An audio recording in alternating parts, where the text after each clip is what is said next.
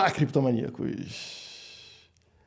É fácil e lindo eu chegar aqui para vocês nos vídeos e mostrar gráficos com o preço do Bitcoin disparando absurdamente num curto espaço de tempo. Mas a pergunta tem que ser: de onde virão os trilhões de dólares necessários para fazer com que o preço saia do patamar atual, dos 60 mil dólares, para um patamar de 100, 200 mil dólares em tão pouco tempo? Que evento extraordinário é esse capaz de trazer trilhões de dólares do mercado tradicional para dentro do mercado de criptomoedas? É sobre isso que falaremos no vídeo polêmico de hoje, logo após a vinheta.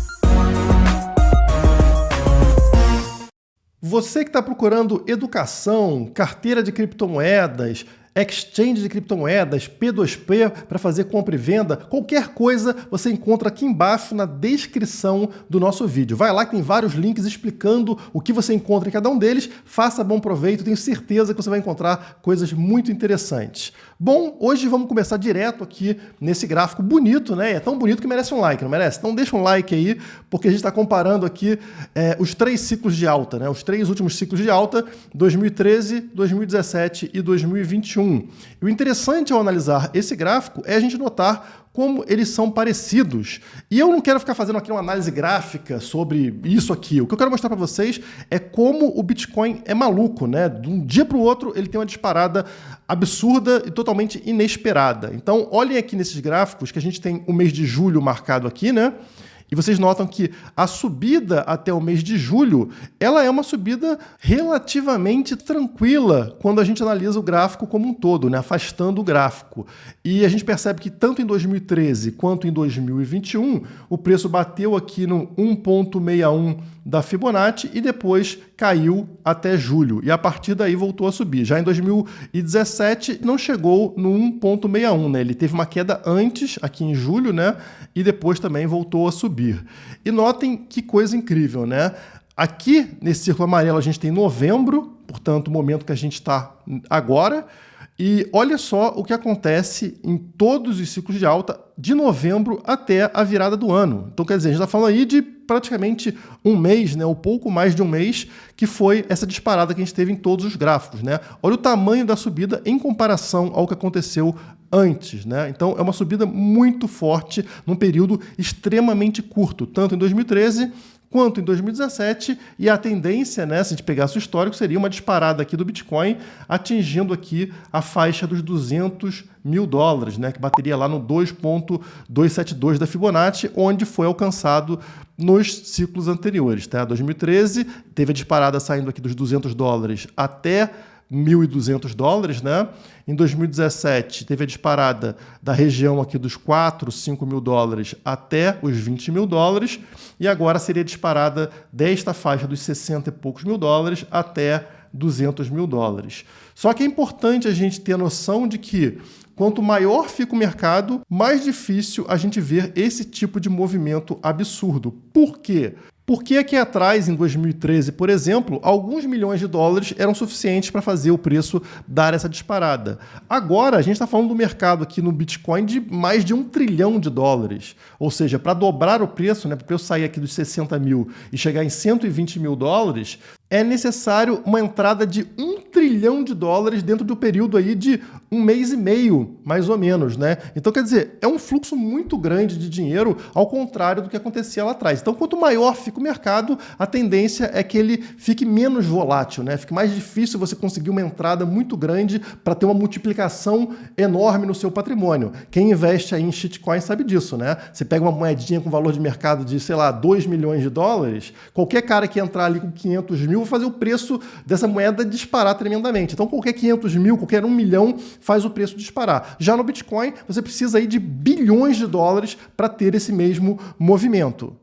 Portanto, o cenário mais provável para esse tipo de movimento absurdo aqui, com a injeção de trilhões de dólares dentro do Bitcoin, seria a manutenção desses programas governamentais, né, de impressão de dinheiro, de endividamento dos governos. Mas a gente sabe que o que está levando a essa impressão está caindo agora, né? A tal da pandemia está sendo reduzida ao redor do mundo. Seria necessário algo novo para sustentar governos imprimindo tanta grana assim a ponto de gerar um movimento como esse. Será que isso é possível? Bom, primeiro, quando a gente abre esse gráfico aqui com relação à dívida dos Estados Unidos, a gente percebe que é um movimento muito similar ao que a gente tem aqui nos gráficos de 2013 e 2017, né?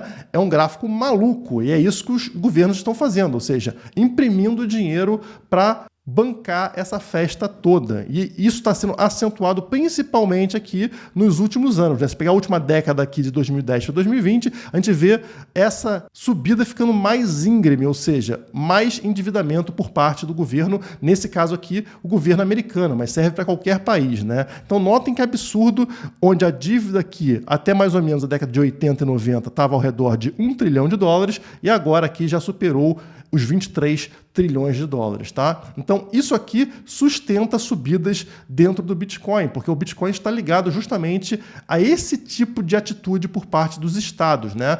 O dinheiro estatal não tem limite, ele é inflacionado de forma indefinida, enquanto o Bitcoin ele tem uma quantia fixa, uma oferta fixa. Portanto, isso aqui está ligado à subida de preço do Bitcoin. O que acontece é que leva um tempo para isso aqui ser refletido dentro do gráfico do Bitcoin. Por quê? Porque faltam entradas, portas de entrada do mercado tradicional para dentro do mercado de criptomoedas. E quanto mais portas a gente tiver, mais rápido vai ser a transferência da inflação e também da dívida dos estados para dentro do Bitcoin. E é claro que isso seria negativo para os estados, porque se as pessoas têm uma rota de fuga, no caso o Bitcoin, o estado para de ter controle, para de conseguir fazer isso aqui funcionar, né? E não é à toa que a gente vê esse tipo de notícia. Estados Unidos, SEC rejeita ETF de Bitcoin à vista da VanEck. Vocês sabem que teve aprovação recente de um ETF de futuros de Bitcoin lá na SEC, mas agora ela rejeitou esse ETF de Bitcoin à vista. E por quê? Porque, como eu falei para vocês, isso permitiria ali uma porta de entrada, né, uma escapatória de todo o mercado tradicional com relação às dívidas e à inflação geradas pelos governos. Então as pessoas escapam para dentro do Bitcoin. E a SEC está tentando evitar isso. A desculpa que eles vão dar é outra, obviamente, né? O que eles falam aqui, ó, a comissão concluiu que a BZX não atendeu os requisitos para demonstrar que sua proposta é condizente com os requisitos para prevenir ações e práticas fraudulentas e manipuladoras e para proteger investidores e o interesse público. Que bonzinhos que eles são, né? Eles estão fazendo essa proibição para proteger você de comprar Bitcoin. Veja que interessante. Como disse aqui o Matias Dorta no Twitter, vou traduzir para vocês, a SEC rejeitou o primeiro ETF de Bitcoin em 2013. Eles protegeram com sucesso os investidores de ganhos de mais de 12.700%. Veja que felicidade você ser protegido pelo Estado de ficar rico. Né? É isso. Você poderia ser hoje multimilionário, mas graças à SEC te proibindo de investir, você não é. Então, é esse tipo de proteção ao investidor que eles estão fazendo.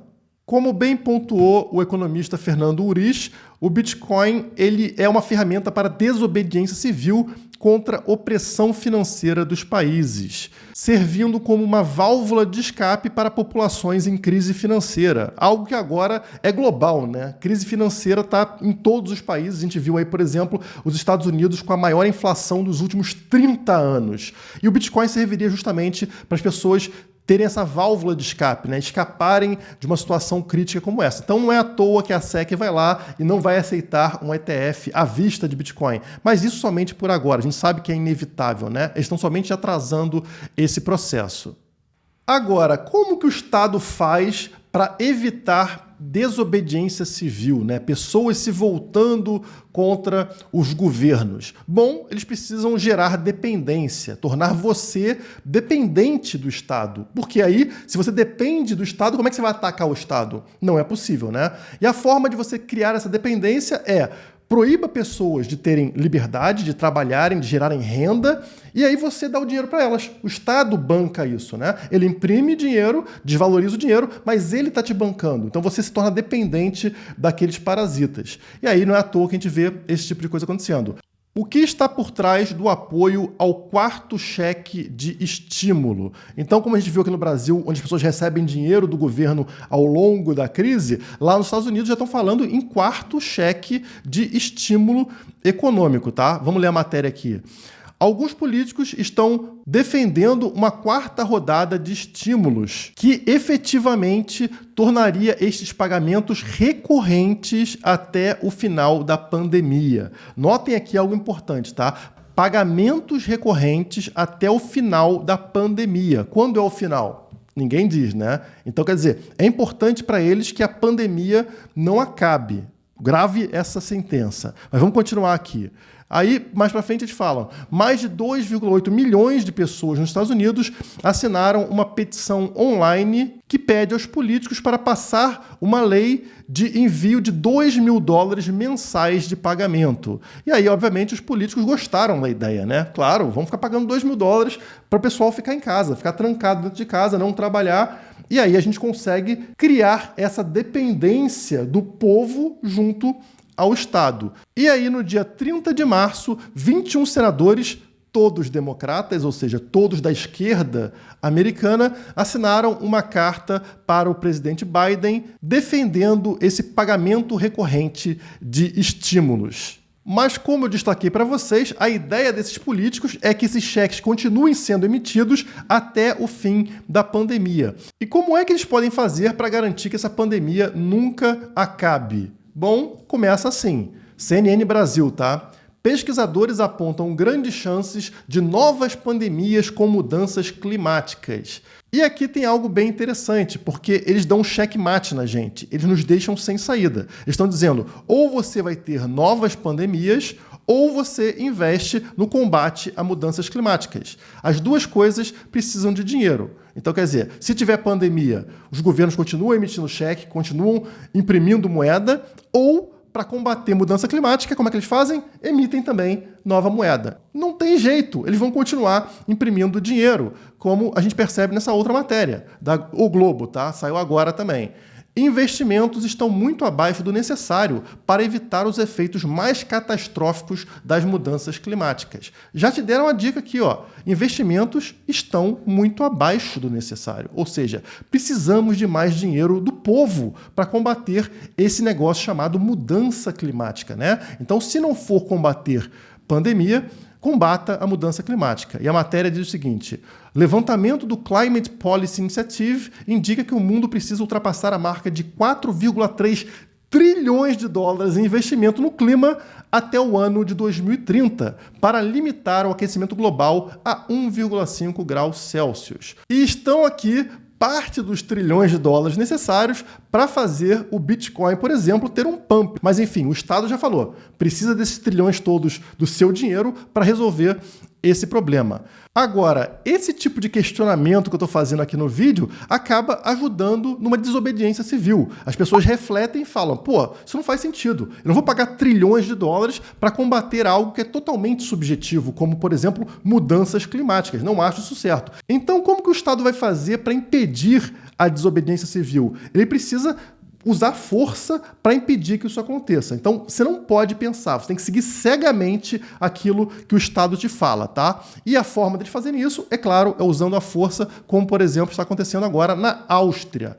A Áustria anuncia confinamento de não picados contra a tal doença a partir desta segunda-feira. Isso aqui significa que pessoas que não aceitaram ter algo injetado em seu corpo, seja lá pelo motivo que elas tiverem, não tem mais qualquer liberdade, tá? Mesmo dentro daquilo que pertence a elas, como, por exemplo, a loja delas, o comércio delas, não podem mais fazer nada. Elas têm que seguir cegamente o que o Estado mandar. E claro que aí do outro lado vão ter pessoas falando, não, mas isso aí precisa ser feito, porque isso é ciência, sei lá o que, sei lá o que.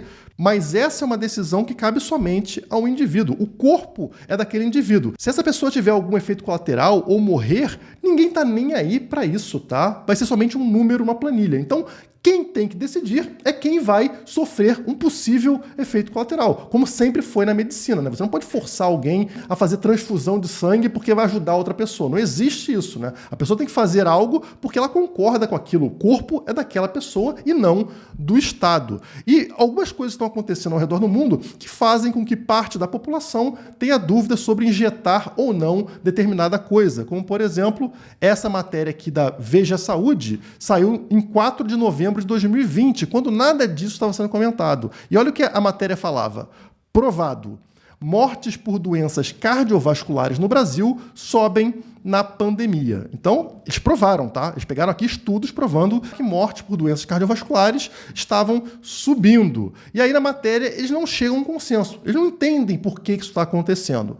Mas aí acontece isso aqui na sequência. Eu vou pegar a mesma fonte, tá? Veja a Saúde, ó. Veja a Saúde, agora 6 de julho de 2021.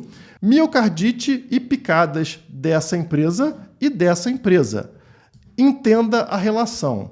Casos leves de inflamação cardíaca ocorrem em jovens e são considerados evento adverso extremamente raro dos imunizantes à base de RNA, que é parte das vacinas que estão sendo utilizadas, né? Então eles começam a falar aqui que, opa, agora a gente tem um problema aqui cardíaco, né, ocorrendo em jovens. Lembra da matéria antiga? Falando que estava provado o aumento das mortes também com relação ao coração, né? Aí, beleza, fizeram essa matéria aqui na Veja Saúde. Vou continuar usando a mesma fonte, tá? Ó, passamos de julho, aí logo na sequência, agora já em agosto, o que eles soltam também na Veja Saúde? De pandemias a infartos. Opa, infartos. Os riscos das mudanças climáticas para a saúde? Peraí. O negócio progrediu rápido demais. Então, quer dizer, tinha problema de coração subindo, aí começou um problema aqui ligado à picada, e agora não é mais culpa de nada disso. O problema de infartos são mudanças climáticas.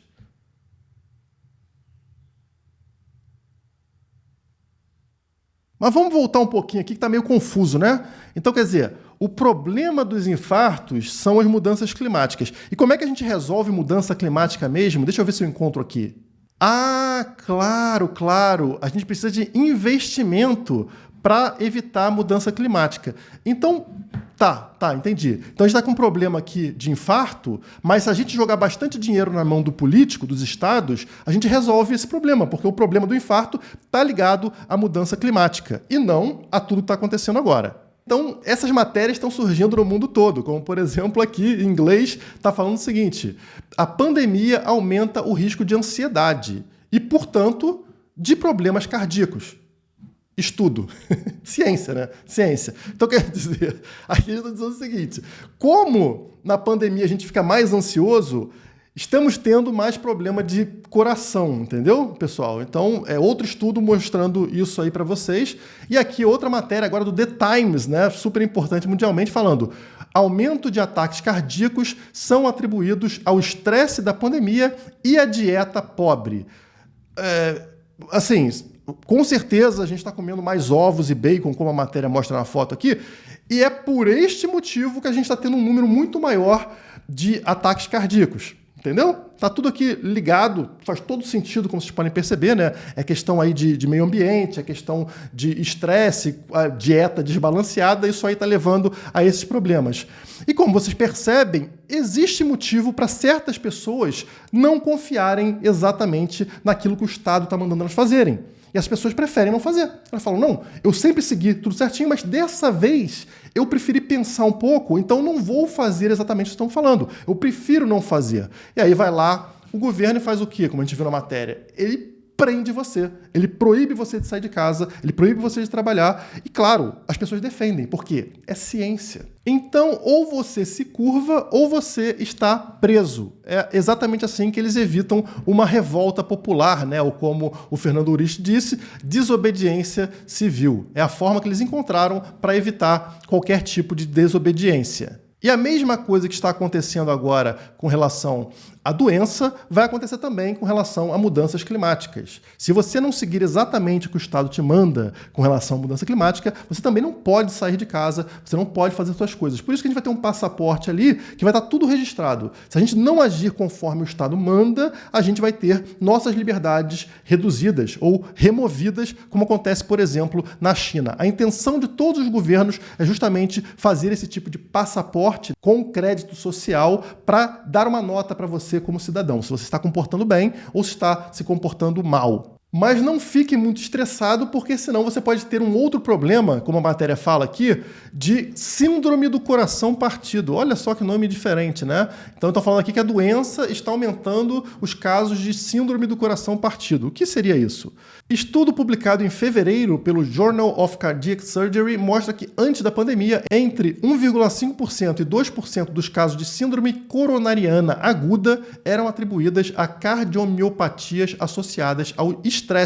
Durante a pandemia, essa proporção subiu para 8%. Então, claro, também foi aí um motivo de estresse, né, e não outros motivos. O que mostra pra gente que tudo isso é ciência, né? A gente tem aqui vários motivos para esses números estarem subindo, nenhum ligado, obviamente, àquilo que a gente sabe, né? São outros motivos para isso, mas as pessoas não podem desconfiar. As pessoas não podem questionar se realmente não tem nenhuma ligação. E sem questionar, obviamente, a gente continua com esse gráfico aqui, ou seja, o governo com liberdade para imprimir moeda à vontade, gerando inflação e bancando os seus gastos enquanto rouba o nosso dinheiro. Então, as desculpas já estão sendo atualizadas para que isso aqui continue acontecendo. E é por isso que eu acho muito provável a gente ver esse fluxo, né, esse fluxo de entrada de dinheiro para dentro do Bitcoin acontecendo, mesmo com as barreiras geradas por parte do Estado, né, como a gente viu ali a proibição de um ETF de Bitcoin à vista.